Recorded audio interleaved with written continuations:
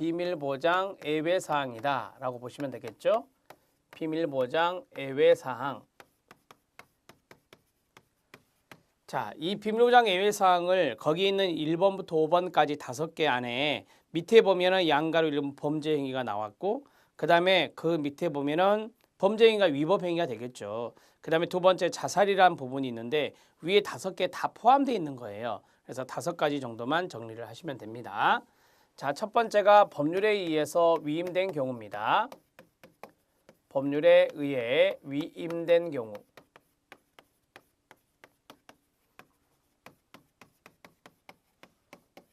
자, 그 다음에 두 번째.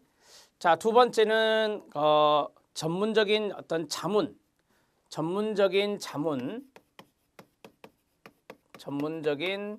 자문을 구하는 경우입니다. 전문적인 자문을 구하는 경우. 이것도 내담자를 위한 거잖아요. 그래서 내담자에게 동의를 구하고 여기 자문가에게 우리가 그 정보를 이야기해 줄 수 있다라고 하는 겁니다. 자, 이렇게 정리하시면 되고요. 자, 그 다음에 세 번째는 우리가 이제 이렇게 생각하시면 돼요. 세 번째는 내담자 자신, 자, 컴마, 그 다음에 상담자, 컴마, 그 다음에 그 밖의 사람들은 타인이 되겠죠. 타인 등을 상해로부터 보호하는 경우,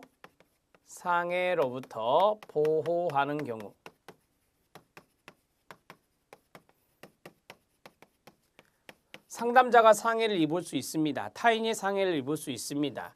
내담자 자신의 상해는 아까 말씀드렸던 자살과 관련성이 있다라고 정리하시면 됩니다. 자살 사례가 여기에 들어갈 수 있다. 자, 그 다음에 네 번째 들어갑니다. 자, 네 번째는 그 감염성 질병이 있다라고 했잖아요. 내담자에게 에이즈와 같은 감염성 질병이 있다. 내담자에게 다시 쓰겠습니다. 자, 내담자에게 감염성 질병이 있다.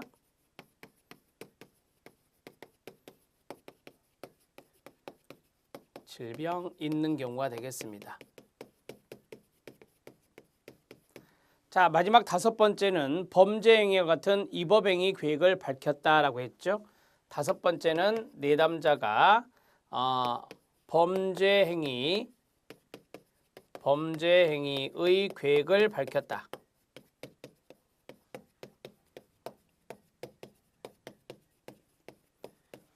타인을 상해하는 것도 일종의 범죄 행위가 되겠죠. 이렇게 해서 5가지로 쭉 정리를 해 놓으셔야 돼.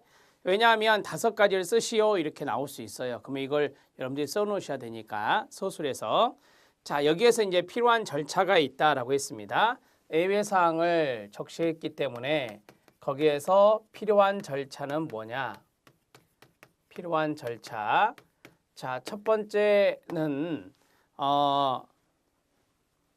관계기관이나 가족에게 알려야 함을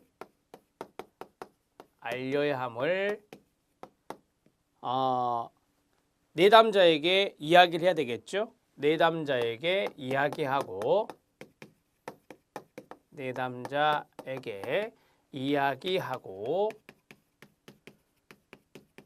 조치를 취하는 겁니다. 이렇게 하나 적어 놓으시고요.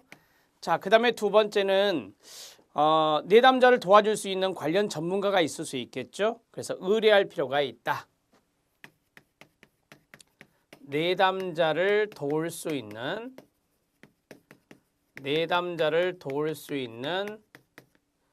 관련 전문가에게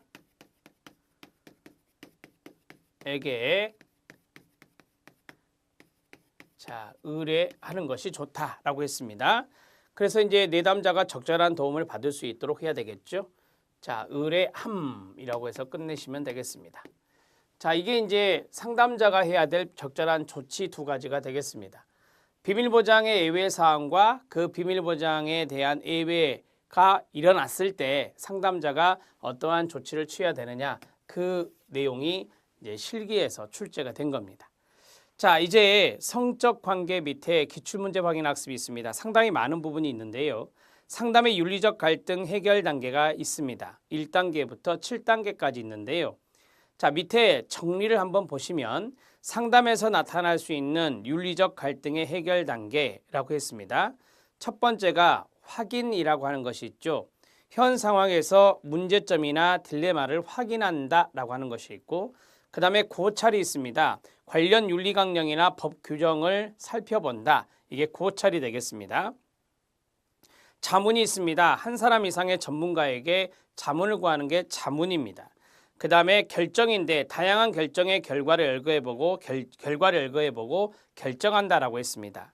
이 밑에 있는 정리 부분이 필기에서 나온 거예요. 그러면 어떻게 나왔겠습니까? 기역, 니은, 디귿, 리을 순서대로 나열해라. 이런 스타일로 나왔죠. 따라서 여러분들이 밑에 정리를 보시면 돼요. 그 위에 있는 것들은 그냥 참고적으로 보시고. 자, 그러면 윤리적 갈등의 해결 단계.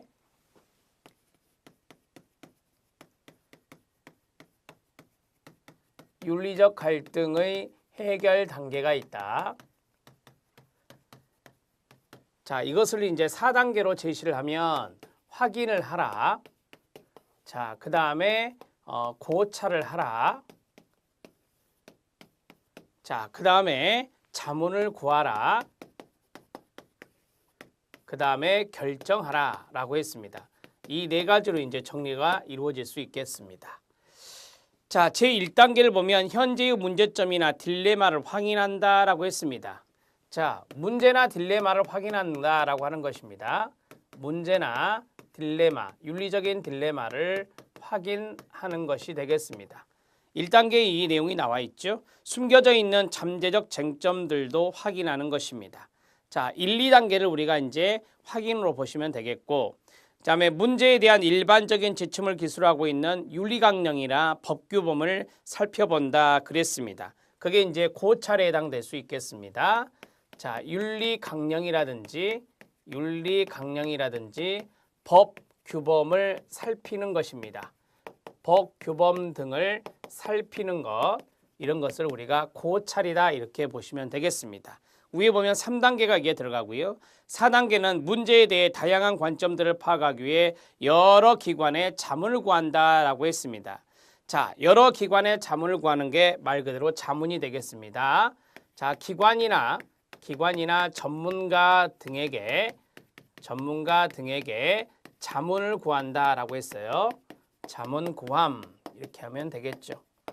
자, 이게 이제 위에서 보면 4단계가 되겠고요. 5단계는 나타날 수 있는 다양한 행동의 진로들에 대해 깊이 있는 생각을 해본다. 다양한 결정의 결과를 나열하고 내담자를 위한 개별적인 행동 진로의 연관성을 고려한 다음에 최상의 행동 방침이 무엇인지 결정하는 단계가 되겠습니다.